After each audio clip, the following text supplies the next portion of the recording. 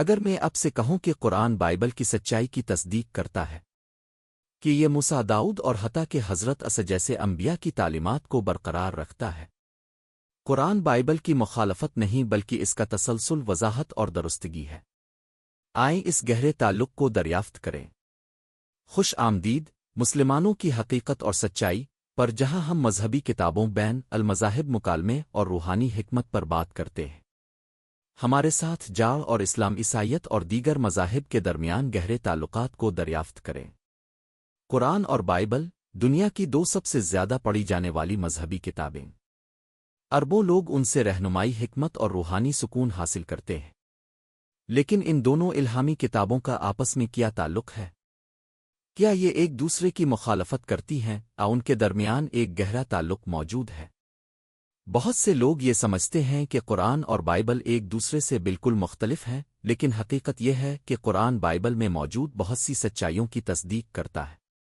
یہ بائبل کے انبیاء کو تسلیم کرتا ہے، ان کی تعلیمات کو برقرار رکھتا ہے اور بعض ایسی باتوں کی وضاحت کرتا ہے جو وقت کے ساتھ غلط سمجھی گئی ہوں۔ آج ہم دیکھیں گے کہ کس طرح قرآن اور بائبل ایک دوسرے کی تکمیل کرتے ہیں اور ان کے اس تعلق کو سمجھنا مسلمانوں اور عیسائیوں کے لیے کیوں ضروری ہے۔ قرآن بائبل کی تصدیق کرتا ہے۔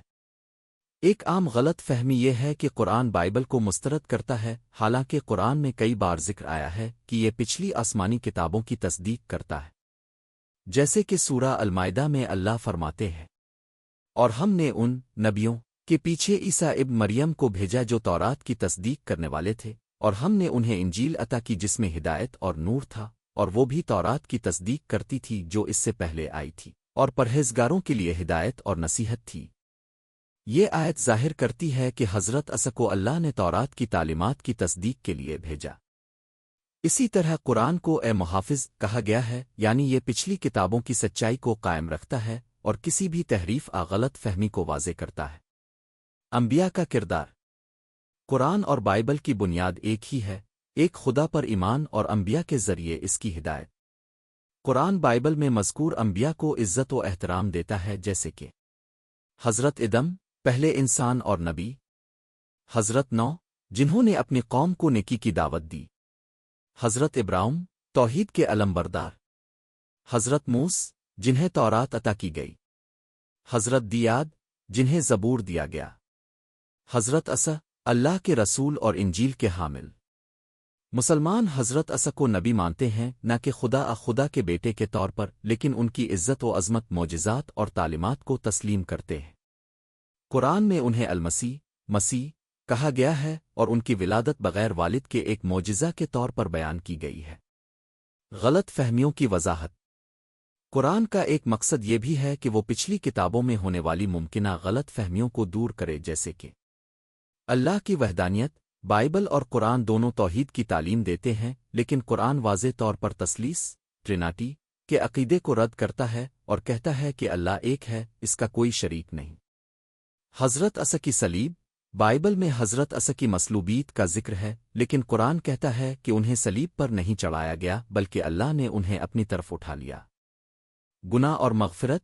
عیسائیت میں اوریجنل سن کا تصور پایا جاتا ہے، جبکہ اسلام یہ سکھاتا ہے کہ ہر شخص اپنے اعمال کا خود ذمہ دار ہے اور اللہ کی رحمت ہمیشہ موجود ہے۔ اخلاقی اور سماجی تعلیمات۔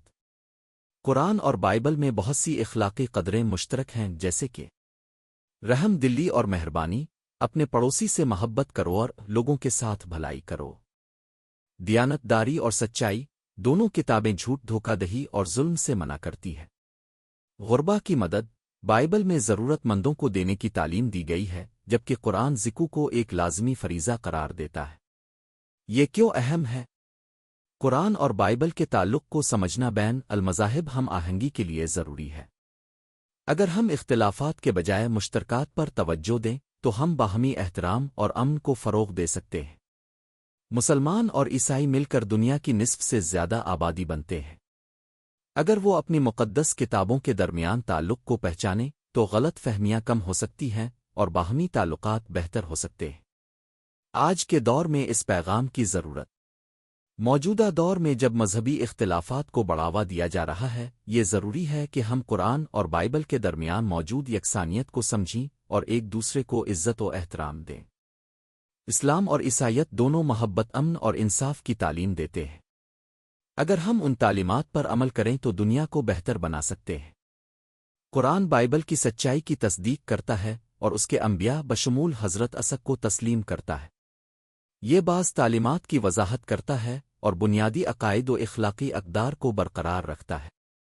اس تعلق کو سمجھ کر ہم مسلمانوں اور عیسائیوں کے درمیان رواداری اور مکالمے کو فروغ دے سکتے ہیں۔ علم حاصل کریں، حکمت اپنائیں اور سچائی کی تلاش جاری رکھیں۔